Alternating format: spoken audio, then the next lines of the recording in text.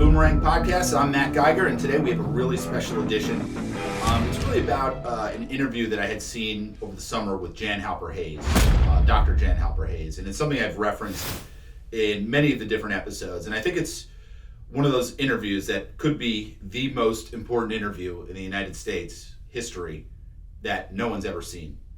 And I think it reveals a lot. And who Jan Hapler-Hayes is, she's a 33-year veteran of the DoD, Department of Defense. She also advised President Trump during his presidency.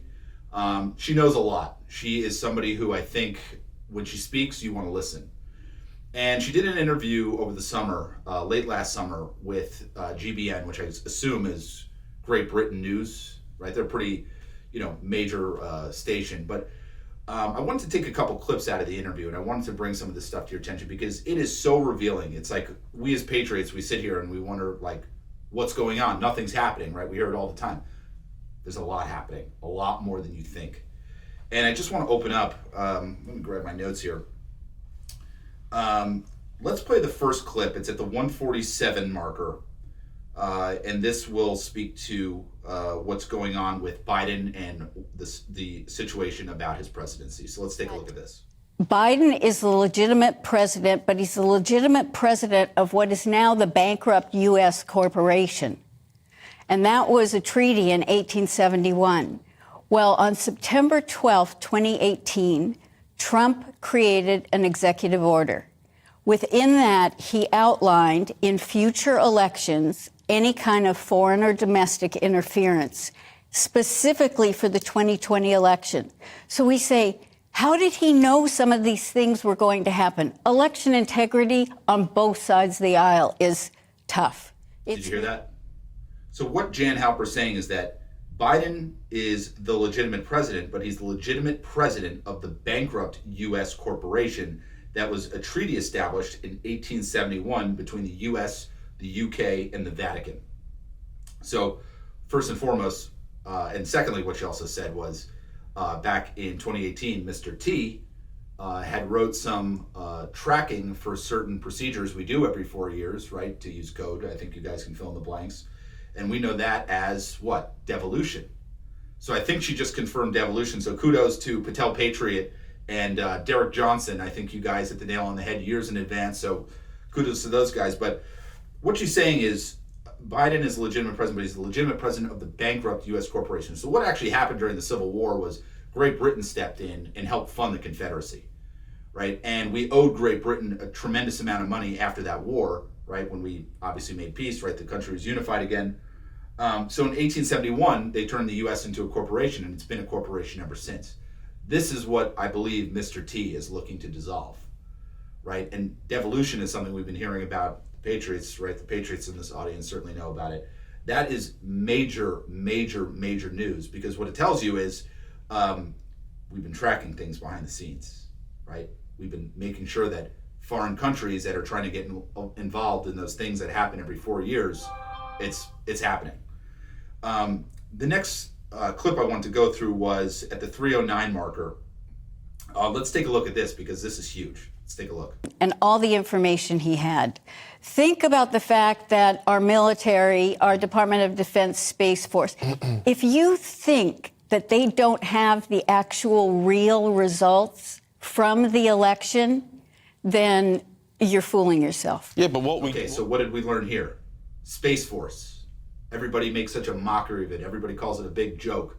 Well, what is Space Force really monitoring? They've been monitoring the thing that happens every 4 years. They've been monitoring that for the last probably 2 or 3 cycles. So we have all the data. And what's happening now? Mr. T is being brought to court. And what do you get in court? You get discovery. So this is huge news because what if Mr. T decides in these court proceedings that he's going to introduce certain evidence showing real crimes? Huge news. I thought that was major, major, major portion. Let's go to the next clip. It's at the 511 marker. Let's take a look at this one. Well, there's no evidence that it happened. I mean, there's how many court cases did the Trump campaign try to bring? Nothing's gone in his favour. Okay, wait a minute. Everyone, the media goes, oh, there were 60 court cases that were rejected. No, there were 3. He won 2, He lost one. 57 were never heard because they had no standing. And standing means that the person bringing the case has to claim some kind of impact or injury. So it's really, the media did that, and they're great at doing that, but it was a fallacy in there.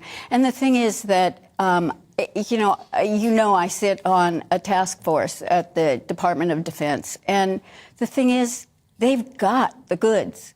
They've got the goods. And Trump knew that if he presented any of the goods early on, we'd have a civil war. That he really felt that the people needed to see how bad it could get. So you can see this clown of an interviewer, right? The fake news media. This guy says there's no evidence of you-know-what fraud. And what I loved was Jan just completely corrects him. She points out, right, what has the fake news been saying? The fake news has been saying, we brought it to court and everything fell through. Actually, let's correct it. He won 2 cases, lost one, and he had 57 that went without standing, right? And she explains what that is. So what else has she meant? The DOD, they have all the goods. They have all the evidence. So what is Mr. T doing? I think he's getting ready to build a case. I think he's getting ready to enter this into evidence here in the coming months. And I think we're going to start seeing some big changes here. So I thought that clip was huge. And I loved how she just put this clown of a fake news reporter in their place. These people are just disgusting. They're the worst. And that's the British version, right? We deal with the American version over here, and they're one and the same. So I want to go to the 4th clip. We have 5 of them total. So we're going to go to the 4th clip. It's at the 7:06 marker. And check this one out. Or, the thing is, he didn't try to subvert anything. What he's really done is he set up the deep state to come out, and that's why we're seeing all these things. Listen to what she said. Listen to what Dr. Hapler said. She said, he didn't try to subvert, the thing that happens every 4 years. He's setting up the DS. He's setting up the DS. So something I've learned through Trump's book, Art of the Deal, I get a copy right over here, I'm not going to reach for it, but what Trump's signature move has always been is to use the move that you're going against him, against you, to take you out. And what I think he has effectively done all these years is, we think nothing's happening, right? Kind of what we were just talking about before. But I think what he's looking to do is he's setting the stage. He's setting something up where the DS, right? We know what the DS is, the deep. He's setting them up using their own maneuvers. And you can continually see this is a pattern that Mr. T continues to use over and over and over again against these people. So it's just interesting how this guy wheels and deals. It's phenomenal to watch, and I'm loving every minute of it. So those people out there that think nothing's happening, think again, and definitely watch this entire interview, because this is just the short clips, right? I'm just showing you 5 different clips from this interview. It's only about 10, 15 minutes long, but definitely check it out. I got the source of the Gateway Pundit. We'll put it in the links below. Let's go to the next clip. It's at the 9-minute and 3-second marker. Let's take a look at this one. Roll the tape. They made fun of him because they assumed he broke protocol and walked in front of the Queen. No, if you go back and look at it, you will see he looked at her. She gave a wave with her hand. He proceeded.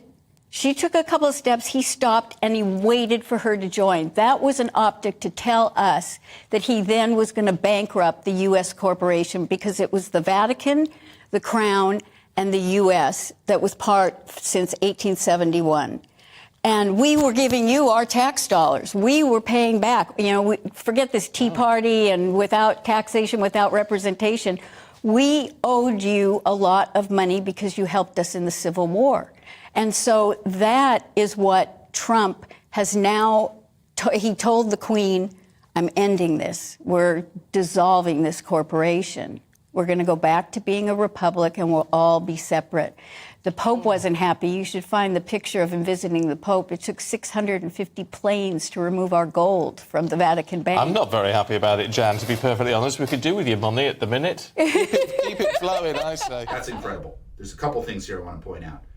When Mr. T was walking out with the Queen, right, she explains how they signified that they were going to dissolve the U.S. corporation. They were going to turn it into bankruptcy.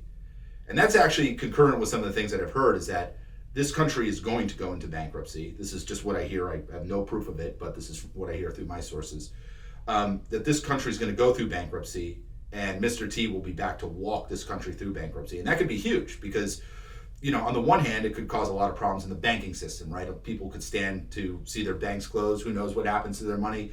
Maybe they lose it. Maybe they lose a large portion of it. Who knows, right? They have no control of it. It's just dots and teetles on a computer screen, right? We know that. The U.S. corporation, Mr. T, is going to walk this country through bankruptcy.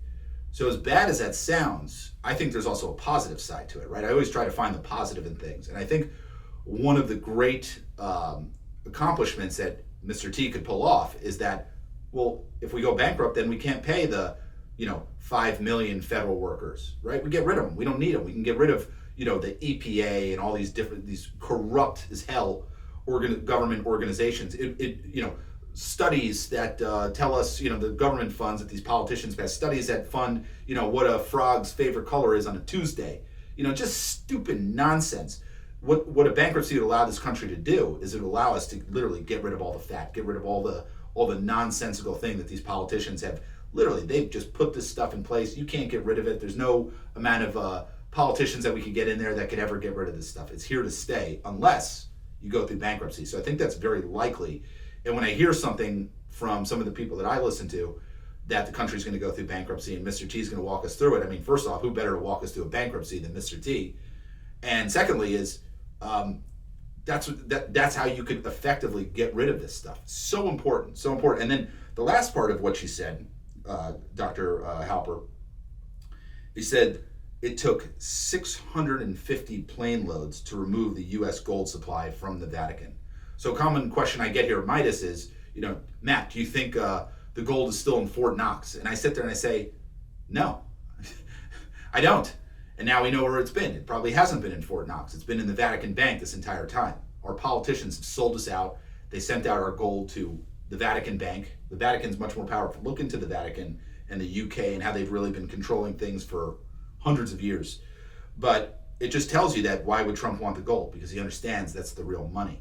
And I think it's very suggestive, obviously, sponsored by Midas Gold Group, right? One of the senior guys here at Midas Gold Group. This is the type of stuff that can really give us a good indicator that gold is probably going to be used as money in the future. I mean, why, right? If gold were such a, relic of the past and all these things that you read in the Wall Street Journal about gold, it's nonsensical.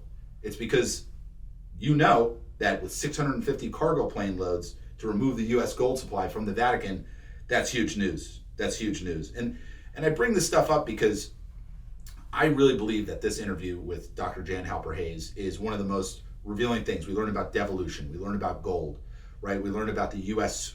corporation going into bankruptcy. These are major, major, major points that you'd think you'd see in the mainstream news, but you don't. So I just want to go over that with everybody today and really just make sure, if you can, take the time, watch that interview, click the link below. I think we're going to post it with the Gateway Pundit. Check that out because I think you'll get a lot out of this interview, and definitely, put in the comment section what you think, right? If you have questions about it, write it in the comment sections. I look at this stuff every day. And if you want to get in touch, very simple. You can text Boomerang to 232425, right? Or just call me directly, right? Call Midas Gold Group, ask for Matt Geiger. Very simple stuff. But I really want to thank everybody for watching the show today. Good to be with you. Happy New Year to everybody, and we'll see you on the next show. Salute.